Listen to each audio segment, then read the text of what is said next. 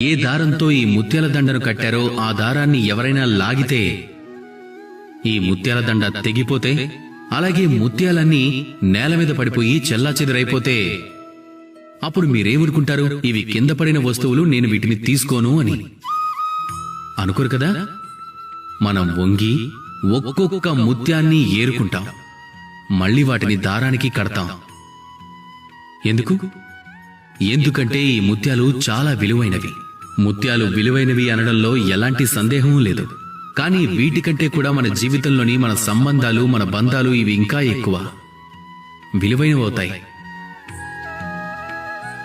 వీటిల్లో కూడా అప్పుడప్పుడు సమస్యలొస్తాయి, మనస్పర్ధలొస్తాయి.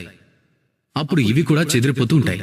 ఇక ఆ సమయంలో ఈ ముత్యాలలాగానే వంగి ఈ సంబంధాలను ఏర్పరచుకోవాలి, అలాగే జత చేసుకోవాలి.